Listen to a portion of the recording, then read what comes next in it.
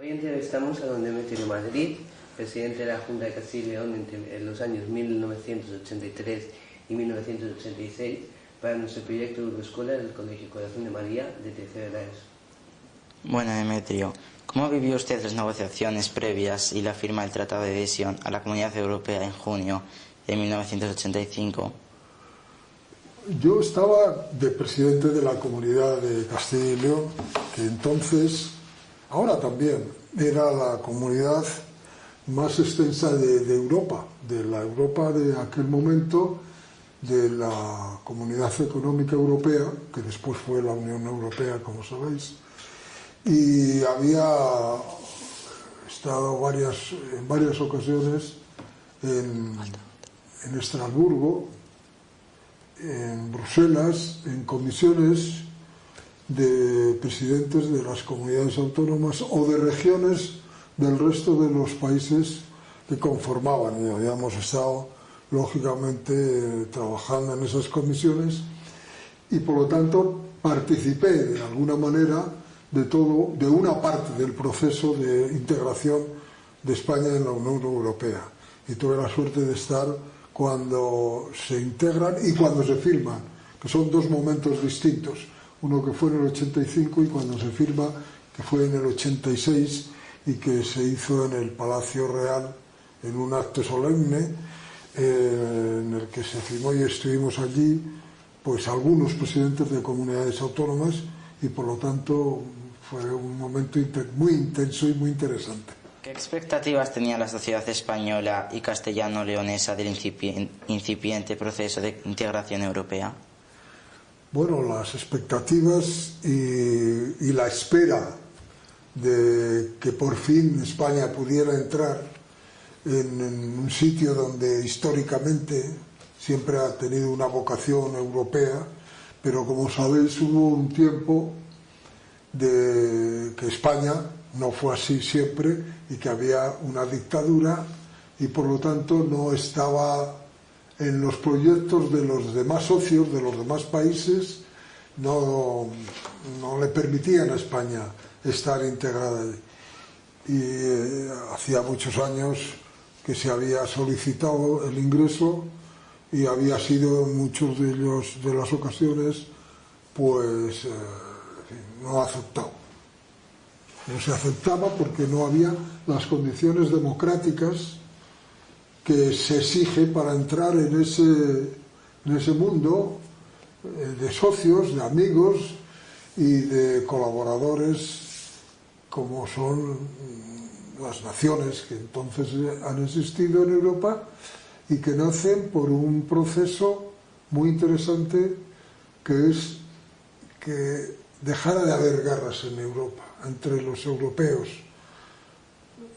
La historia de Europa de los últimos años, del último siglo, ha sido una historia de guerras, de confrontación, de luchas económicas casi siempre entre Francia y Alemania por el carbón y el acero, en el Sarre, de Inglaterra con el resto de los países, y entonces unas personas muy lucidas, muy inteligentes, idearon la posibilidad de crear esto, lo que ahora tenemos, ¿no? Dando los primeros pasos, primero en el asunto económico, y después ya, como estamos ahora en otro nivel de desarrollo, de libertades, de comunicación, de capitales, de personas, de trabajadores y de instalaciones, de empresas, etc.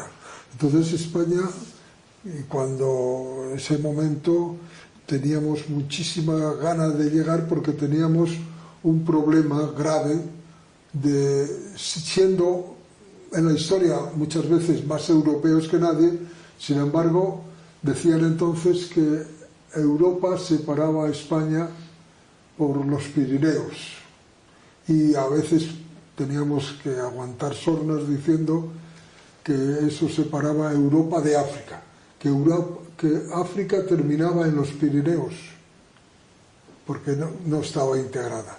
Entonces, claro, España tenía una vocación, una asignatura pendiente, y es de tener las condiciones de igualdad sobre todo desde el punto de vista democrático, de libertades públicas, de un gobierno democrático, de unas instituciones democráticas, y cuando eso se produjo se empezó ya a negociar nuestro ingreso, que nos hemos beneficiado muchísimo. Usted estuvo presente en el Palacio Real el día de la firma del acta de adhesión. ¿Qué recuerda de ese día? Pues recuerdo pues que era una alegría y una satisfacción bastante incontenida, ¿no? Es decir, muy visible de todos los que estábamos allí, ¿no? Porque en realidad en aquella reunión pues estaban algunos presidentes de comunidades autónomas, todo el Consejo de Ministros, y después estaba el rey, estaba Felipe González, que era entonces el presidente del gobierno, y los ministros que habían negociado, que fue una larga y durísima negociación, porque había que ponerse de acuerdo con la Unión Europea como entidad jurídica, pero también con los demás países que ya estaban en la Unión Europea. Bueno, entonces haber conseguido eso después de unas negociaciones muy duras de las condiciones de la agricultura, de la industria, de los servicios, etcétera, pues se había conseguido. Es decir, habíamos dado un paso adelante que tenía una doble dimensión. Uno que es la económica, que nos beneficiaba mucho, como después se comprobó, y otro también la sentimental y la parte, digamos, sin politizar esta reunión, la parte política, es decir, ya somos europeos, ya se han roto los tabúes esos de separación de los Pirineos que muchos consideraban, algunos en la política internacional, que es muy egoísta y muy así, diciendo es que vosotros sois de segunda, de tercera, etcétera. Empezábamos a ser ya ciudadanos europeos de primera, y por lo tanto era una emoción grande, una emoción, y además de emoción pues una satisfacción, ¿no?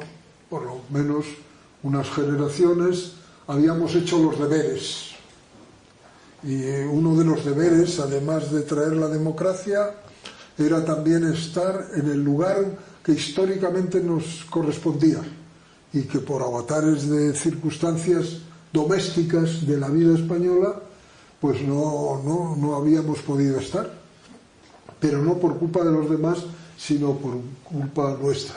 Por lo tanto era como una especie de anhelo, de satisfacción, y cuando lo ves cumplido pues estás contento, ¿no? Contento y decir, bueno, ahí casi se justificaba históricamente el esfuerzo que había hecho varias generaciones, pero que nosotros tuvimos la suerte de ser los que dijimos aquí y ahora, y aceptar unas condiciones que además a nosotros nos facilitaba mucho, a los demócratas de este país le dio muchísimas satisfacciones. ¿Qué balance hace usted de estos últimos 30 años en los que España ha formado parte de la Unión Europea? Pues siguiendo un poco en la línea de la que estamos hablando, España necesitaba, como el resto de los países, tampoco hay que poner a los demás como muy allá arriba y España muy allá abajo, no. España tiene su personalidad, su potencial económico y su capacidad creativa, ¿no? Y sobre todo España, voy a decir una bobada, ¿no? Tiene a españoles, es decir, la mayor riqueza, yo creo que de cualquier país, pero del nuestro son los ciudadanos. Últimamente venimos diciendo que es una pena que las mejores generaciones de españoles y las mejor preparadas se tengan que ir fuera de nuestro país, teniendo el esfuerzo que se ha hecho para que vosotros, ahora que estáis en ello, toda la sociedad está haciendo un esfuerzo para que vosotros seáis esa generación mejor preparada. Bueno, pues esto es lo que nos ocurría entonces, y ya entonces se tenían que marchar.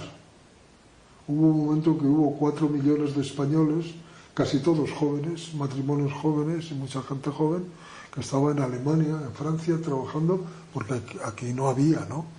Es decir, lo que había era materia prima humana, fuerza social, fuerza económica y potencial. Entonces, claro, España, cuando ya entra en la Unión Europea, empieza a beneficiarse, como el resto de los países, de aquello que es los programas económicos de desarrollo en el campo de la agricultura, en el campo de las infraestructuras. Después lo hemos visto ya, todas las cosas que ya ahora estamos disfrutando, como son una red impresionante de carreteras, la más importante de Europa que en estos momentos hay, de autovías, el AVE, todo ese asunto, la modernización de la agricultura. Fijaros, en Holanda, una persona que tiene... Vosotros sois de ciudad, ¿no? Entonces poco de pueblo, de cosas de esa, de agricultura. Bueno, pues hay que entender. En una hectárea, como esto, por ejemplo, pues más grande, en Holanda se producen 8.500 kilos de trigo por una hectárea cada año. Y en España la media, ahora se ha subido, pero entonces la media, y en Castilla y León, pues 2.500 si el año era bueno. Claro, eso supone una dificultad cuando estamos en el mercado común, que se llamó al principio. Es decir, un mismo mercado, tú que produces 8.500 kilos en esta hectárea, a la hora de venderlo, compitiendo yo contigo, que me produce 2.500 kilos la hectárea, pues tenemos muchas dificultades para estar en el mismo mercado, porque tú lo venderás a mitad de precio, ganarás dinero, y yo, aunque suba el precio de lo que me cuesta, no me lo van a comprar y además pierdo. Bueno, eso es el mercado común. Es decir, ¿qué hace el mercado común en este sentido? Y después la Unión Económica Europea, y antes todos los procesos que ha habido, lo que hace es buscar un sistema de compensación económica. Y por eso pues hay programas económicos para que se mejoren las condiciones de las estructuras de producción de la agricultura, y para que además los agricultores tengan subvenciones. Es decir, bueno, un agricultor que produce 2.500 kilos de trigo, no es posible que vaya al mercado en las mismas condiciones, y entonces tiene que recibir, y durante todo ese tiempo se recibió, y todavía hoy se recibió, fondos de la Unión Europea para compensar esa diferencia en la producción. Y eso es un proceso. Cuando yo conocí por dentro la Unión Europea, lo que se llama Unión Europea, fue el mercado común, la Comunidad Económica Europea y ahora la Unión Europea. El presupuesto era 100, pongamos, 100 euros. Esos 100 euros vienen de una cuota que cada país paga. España es el 7,8%, pues pagaría 7,8 euros. Alemania tiene el 15% y pagaría 15 euros. Bueno, todo eso hacen 100. Ese es el presupuesto de la Unión Europea. De ahí se aparecen los gastos del gobierno, de la comunidad, de la Comisión Económica, que lo va a repartir en distintos compromisos de desarrollo, por ejemplo, de lo que estamos hablando. Y entonces España se empieza a beneficiar. Es decir, no solamente recibe el 7,6, que es lo que paga, sino que por solidaridad con los otros países recobra una cantidad superior a la que está pagando. Esos son los fondos de desarrollo, los fondos de nivelación, los fondos estructurales, que son tres fundamentalmente, ¿no? El FEOGA, el FEDER y el Fondo Social Europeo. Unos van destinados para el desarrollo de la agricultura, otro de los servicios, de la modernización del país, y otro para los asuntos sociales. Entonces, claro, España y Castilla y León, que en estos momentos ahora ha subido bastante, pero entonces estaba muy por debajo de la media española y por lo tanto de la media europea. Por esa condición recibe un poco más para que sea más rápido el desarrollo que si no hubiéramos tenido esas ayudas. Por tanto, en Castilla y León, y yo como presidente de la comunidad, pues estaba deseándolo que llegara, ¿no? Para modernizar nuestra agricultura, para modernizar el campo, para modernizar también las redes de comunicación, las carreteras. Fijaros, una comunidad que tiene casi 100.000 kilómetros cuadrados, que es mayor que Portugal, tiene 9 provincias y tiene, bueno, pues una red de comunicación, de carreteras, de caminos, etcétera, pero todo eso no es lo mismo hacer que los agricultores vayan por caminos de tierra que caminos asfaltados, y no es lo mismo ir en un tractor viejo que se le cae que poder tener una ayuda económica para comprar un tractor, ¿no? O sea, eso te puedes imaginar. La siguiente pregunta es, durante su presencia, ¿cuáles fueron los principales proyectos que se impulsaron gracias a las ayudas europeas? Pues la verdad es que cuando empezó las ayudas de verdad masivas, para entendernos, yo ya había dimitido, ¿no? Porque fijaros que yo conseguí en un tiempo relativamente corto. Pero hay algunos asuntos llamativos que interesa que para vuestro trabajo, porque son ilustrativos y cultos. Nosotros teníamos aquí en Castilla y León, por esa cantidad que tenemos de población, sabéis que hay 2.248 municipios, pero núcleos de población hay 6.000 o más. Y entonces, pues claro, está muy atomizado, y sigue estando. Y entonces, por ejemplo, el plan de sanitario, un asunto que es muy interesante es, pues, había en cada pueblo de la sierra de Segovia, de Ávila, y también aquí en nuestra sierra y en nuestros pueblos, en cada uno de los restaurantes que había o casas de comida, detrás había una sala de despiece donde mataban a los animales y desde allí a la cocina para comerlo. Entonces hubo un plan que hicimos muy bonito aquí en Castilla y León que se llamaba el plan indicativo de mataderos. Y es que recibimos bastantes ayudas para conseguir que se hicieran mataderos modernos, higiénicamente capaces. Y claro, pero eso nos llevó a situaciones muy duras, ¿no? Y es que tuvimos que cerrar solo en la provincia de Segovia y de Ávila 450, casi a mí me matan, claro, porque las casas de comida, restaurantes, etcétera, pues les cerrabas, decía el negocio. Pero claro, nosotros aunque erais niños, os acordáis de la colza, por cuestiones sanitarias, por la venta de aceite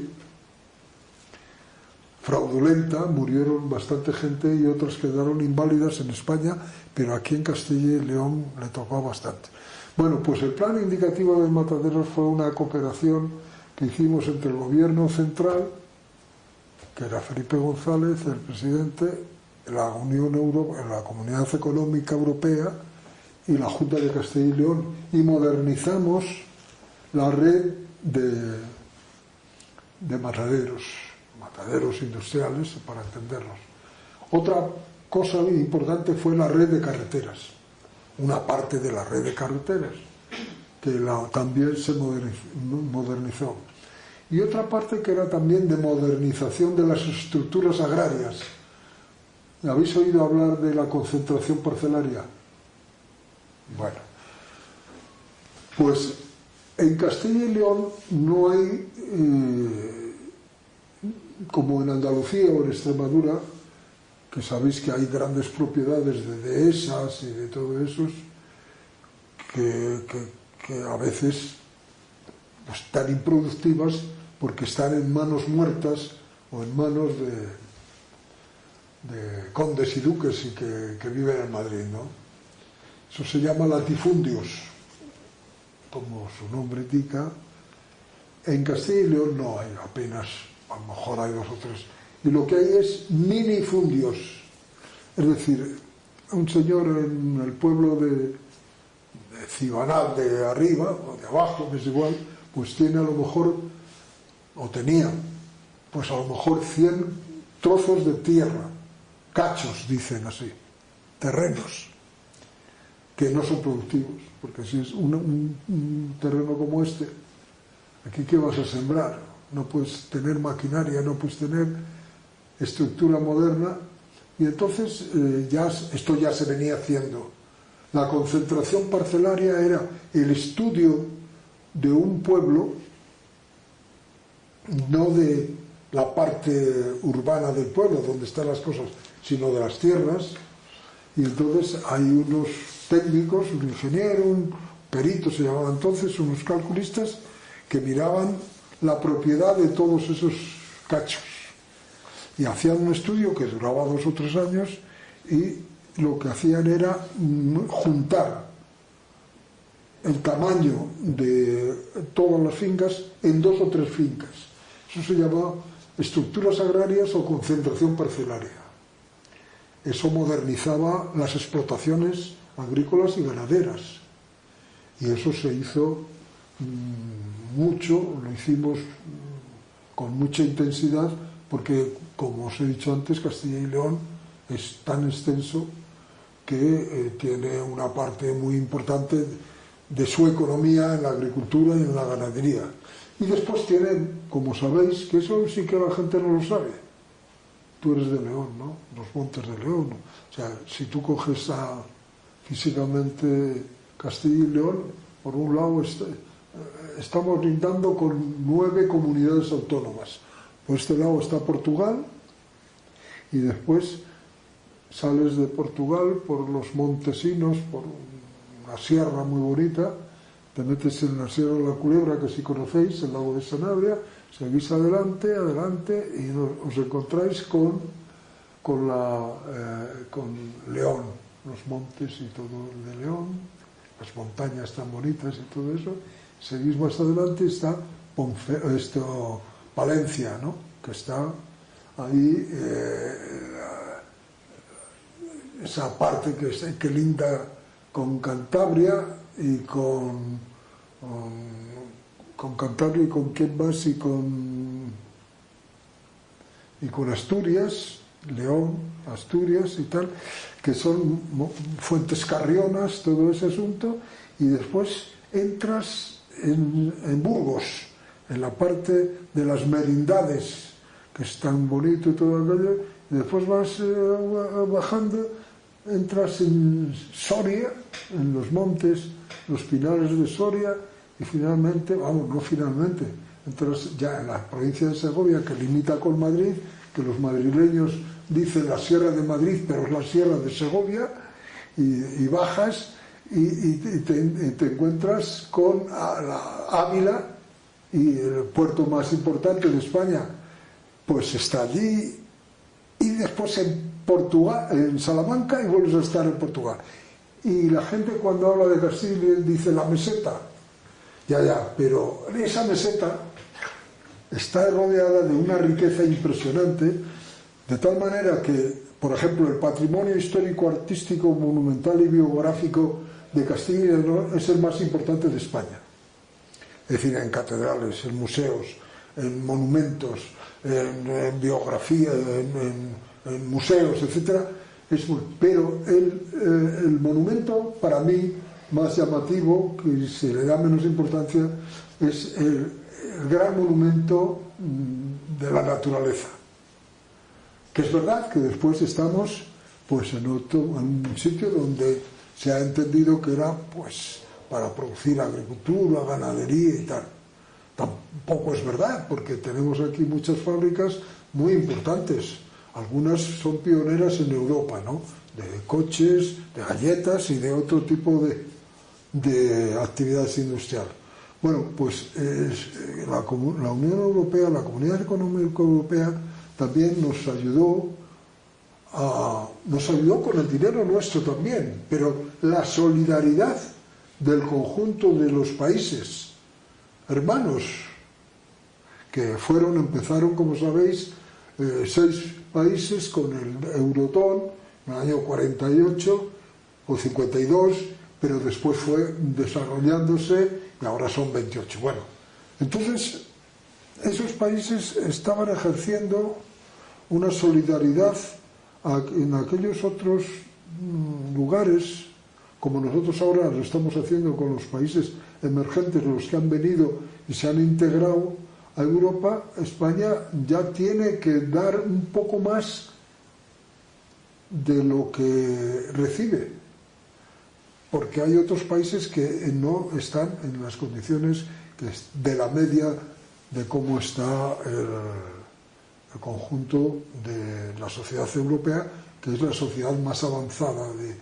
es el espacio físico, político y económico más avanzado del mundo. Vivimos en ese espacio privilegiado, en cierto modo, aunque hayamos tenido el siglo pasado lleno de vicisitudes.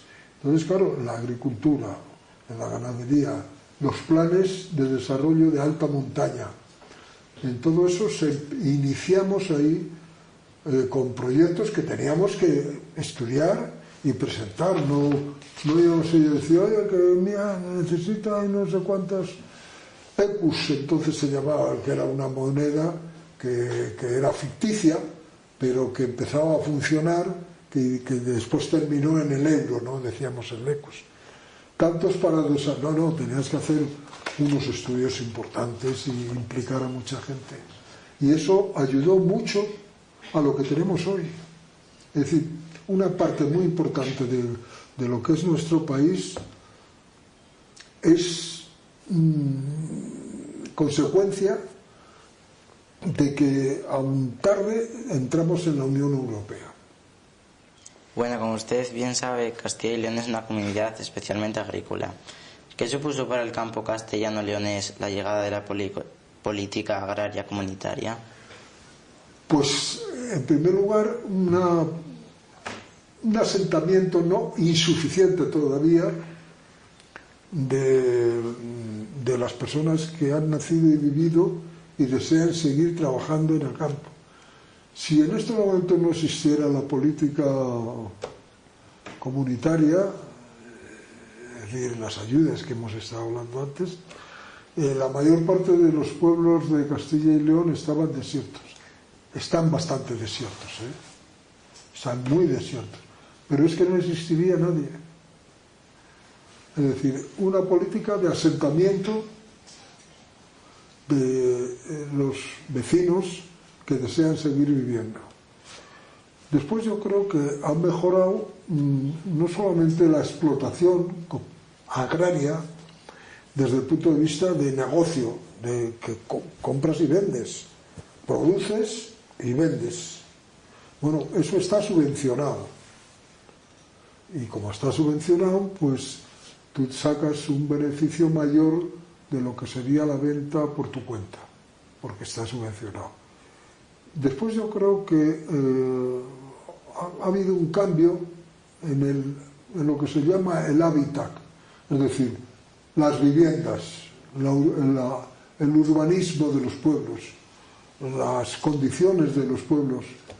Vosotros no os imagináis, si no veis una película, de que antes en la mayor parte de las viviendas de los pueblos no tenían ni saneamiento, ni desde luego ni calefacción, ni las comodidades que por suerte hoy tienen casi todas. Es decir, el cambio y el beneficio para no solamente la agricultura, sino el hábitat agrario.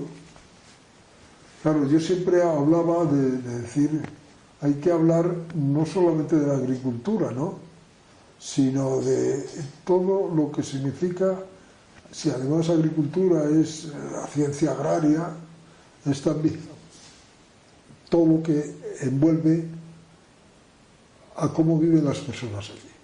Es decir, una persona por el hecho de vivir en la montaña no tiene por qué tener peores condiciones de vida que si vive en Santa Clara. Bueno, vive ahí, además está cumpliendo una función importante.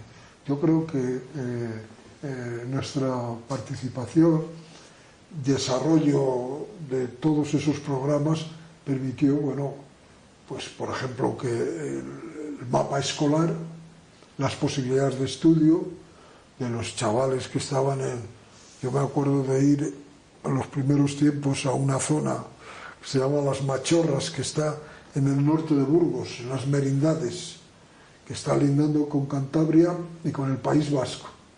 Y cuando llegué allí quedé asustado, ¿no?, porque son ganaderos y tienen muchos trozos para que las vacas puedan alimentarse, comer el pasto.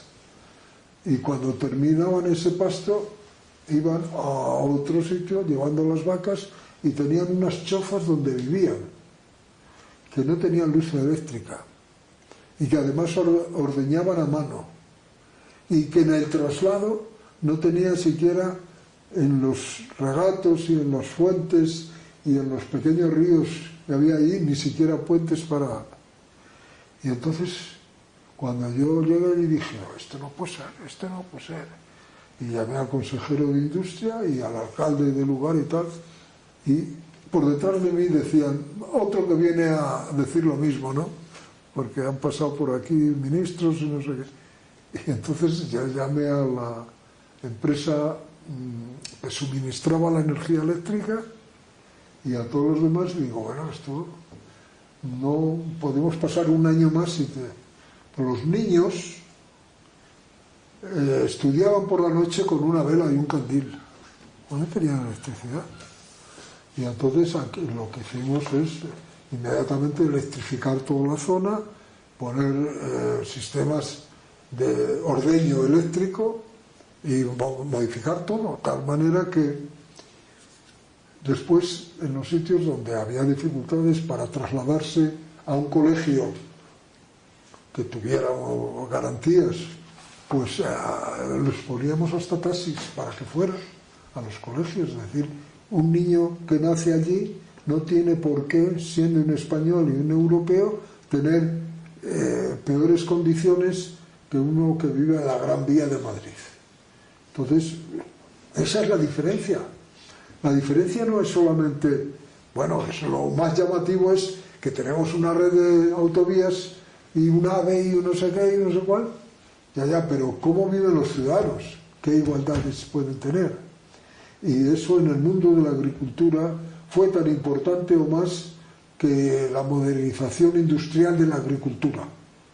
Ese podría ser el titular: modernización industrial de la agricultura y la ganadería, pero también igualación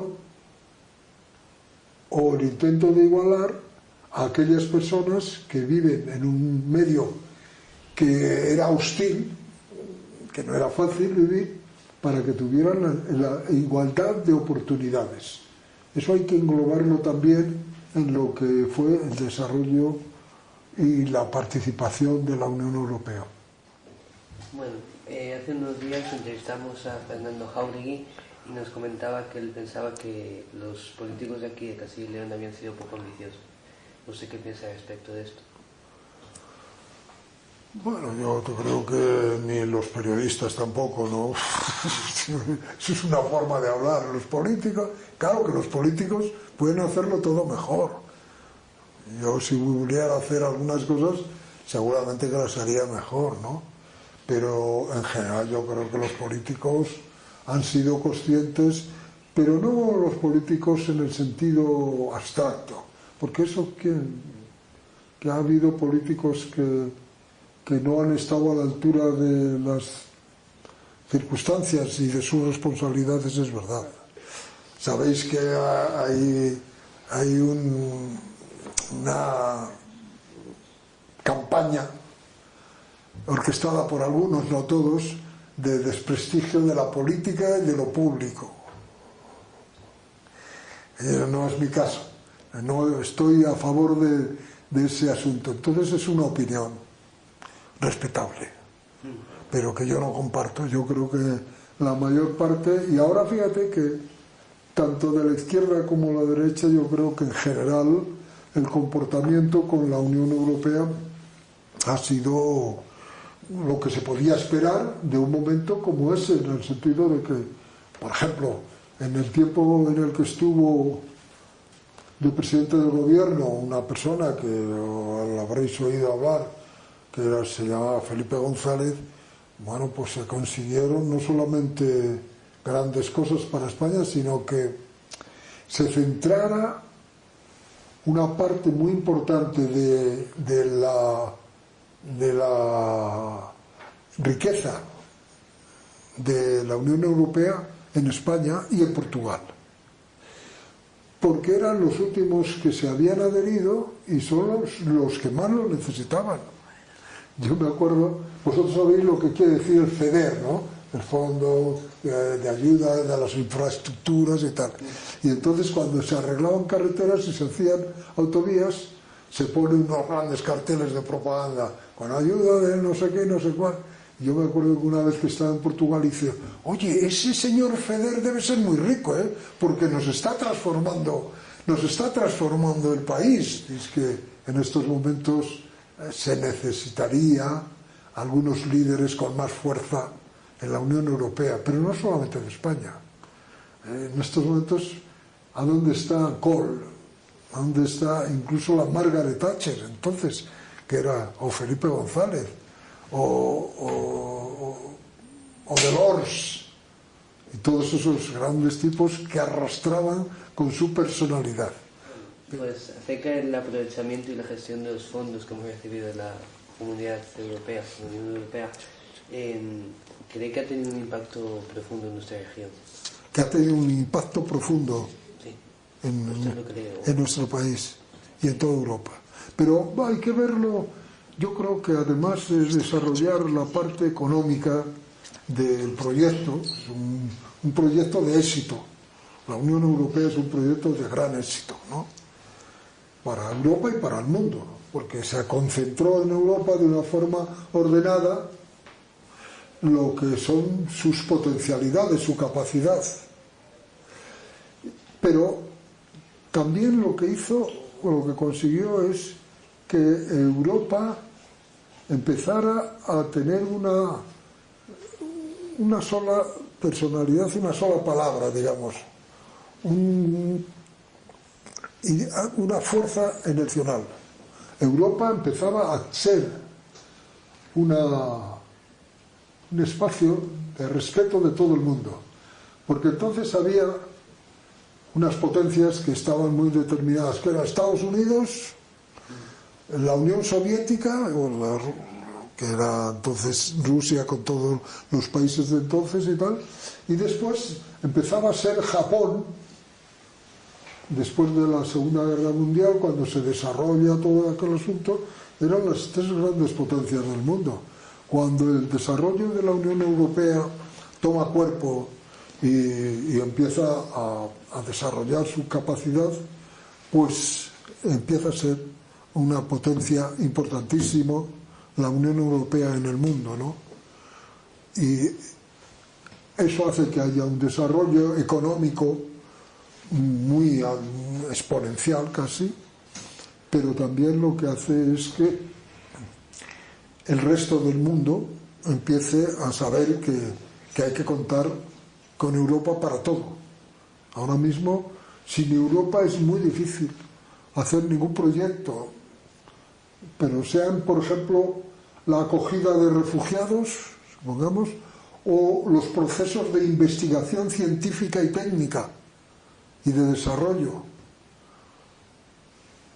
industrial o de otra naturaleza. No es posible imaginarse en estos momentos ninguna situación que pueda ocurrir en el mundo que no se cuente con Europa, o que no se tenga en cuenta Europa y a sus potencialidades. Claro, eso, por ejemplo, el nivel de vida del todo pasamos a lo pequeño, al suelo. Las condiciones de vida de los trabajadores. Estamos en una crisis tremenda ahora mismo, como sabéis, pero desde el punto de vista, incluyendo a la crisis, la situación de expectativas, la posibilidad, fijaros, yo desde muy pequeño he tenido la fortuna de viajar mucho, por mi profesión también, no por la política. Y después por la política, pero bueno, antes por mi profesión. Y yo tenía una cosa de una industria textil y tenía que ir cada año a Milán, a Frankfurt, a Londres, a Barcelona, Madrid y a qué otro país, ahí a París, claro. Bueno, pues fijaros que la moneda única me ahorraba, cuando se puso la moneda única, me ahorró pues por lo menos el 10%, porque cada vez que tenía que cambiar moneda de un país a otro, del franco a la libra y de la libra a la lira y de la lira a la peseta y de tal y cual, hay unas comisiones que te cobraban por no sé qué. Y ahora el que tú viajes a todos los sitios con la moneda única es de una, aparte de ser muy cómodo, es de un ahorro económico y además que nos da un cierto carácter, que también eso es muy importante a todos los españoles con Europa y a los europeos con España, ¿no? Bueno, y en cuanto a los retos que tenemos que ha de realizar la política regional, ¿cuáles cree usted que son? Bueno, aquí esto ya es para un análisis muy a fondo y entraríamos en una cosa que yo tengo que eludirla totalmente, ¿no? Porque yo soy crítico en estos momentos con la orientación que se está llevando desde el punto de vista de las instituciones regionales. Yo creo que estamos retrocediendo, en cierto modo, de lo que fue aquel impulso y aquel entusiasmo. Nos hemos quedado así un poco parados a ver qué pasa.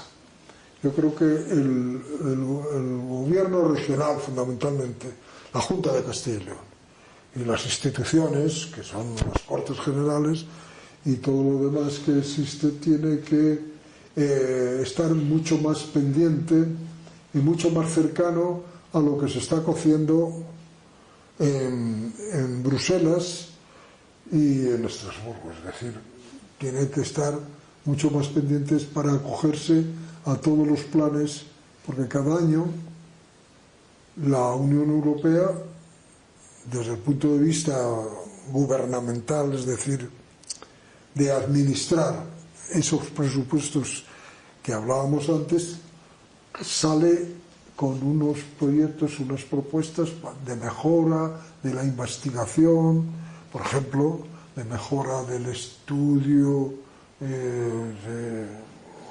de medio ambiente, de desarrollo industrial, etcétera, y tendría que estar mucho más atento a esos planes para acogerse. Acogerse, ¿qué quiere decir? Que tú tienes que poner una parte de ese dinero con presupuestos y otra parte te acoges a los beneficios que da Europa, que no los da. En el fondo, lo que hace es distribuir lo que es el presupuesto general. Y a mí me parece que habría que intensificar más esas posibilidades, y algo que os acerca a vosotros más pronto que tarde, porque os hacéis mayores antes de tiempo, coño, con lo cual nos hacéis a los demás más mayores. Pero bueno, el intercambio de jóvenes con los planes Erasmus y otro tipo de posibilidades. Fijaros que este tipo de intercambio permanente, que debería de ser obligatorio en algún momento de la vida de los jóvenes y de sus estudios, en algún momento debería de ser obligatorio ese intercambio. Eso te sitúa para saber moverte, para saber idiomas, para desenvolverte, para estar atento, para conocer gente, para echarse novias y novios, para vivir juntos en pisos, para tener una situación que haga imposible que los europeos vuelvan a pelearse entre ellos. Es que eso es tan importante que no se ha estudiado la trascendencia que está teniendo. Pero claro, si yo tengo 2 nietos que están en edad ya de alguno trabajando y en otro, pero claro, han estado en pisos con chicos y chicas de todos los países de la Unión Europea, si no de todos, de muchos de ellos, que se han hecho amigos, que han amistad, que tienen comunicación, que tal. Además del enriquecimiento académico, sobre todo el humano, ¿no? La capacidad de desarrollo humano en ese sentido. Bueno, pues la Junta de Castilla y León creo yo que debería de poner más atención a todas esas posibilidades que ofrece. Y después más información a los medios. Por ejemplo, a mí me gusta mucho este plan Euroescola, ¿no? que os incita a interesaros por lo que es Europa. Y cuando uno empieza a interesarse por lo que es Europa, termina uno entendiendo lo que es España. Claro, y lo que es Castilla y León y lo que es Zamora. Es que es así. Y decir, hombre, ¿cómo? Si lo que tenemos que hacer es mirar por lo que tenemos aquí. No, pero es que para mirar y entender lo que tenemos aquí, muchas veces hay que empezar a saber lo que está allí.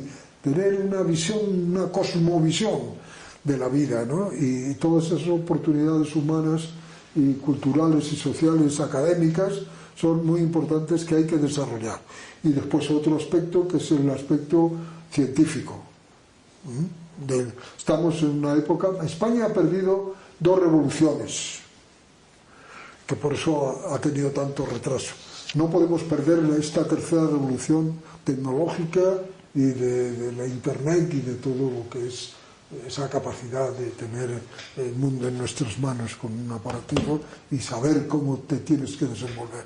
España está en un trance de engancharse, pero se tiene que enganchar con más decisión. Es decir, pero claro, para eso tiene que haber un acuerdo y unas conversaciones, un buen rollo, que diríais vosotros, entre las distintas instituciones. Si no es así, pues lo estamos haciendo mal. Es decir, la vida moderna se ha desarrollado y ha desarrollado a su vez una serie de instituciones que, si no están al servicio de los ciudadanos, nos están molestando. Si el ayuntamiento no está para que la gente, cuando salga a la calle, vea las calles limpias y árboles que están cuidados y parques que tienen no sé qué y una buena relación comercial y lo que sea, ¿para qué queremos el ayuntamiento, no? Para eso contratamos una agencia y que cuando se afundan las luces, que las cambien y ya está. ¿No? Claro, un ayuntamiento es otra cosa más. Bueno, pues una comunidad autónoma es algo más que una cosa que está allí en Valladolid.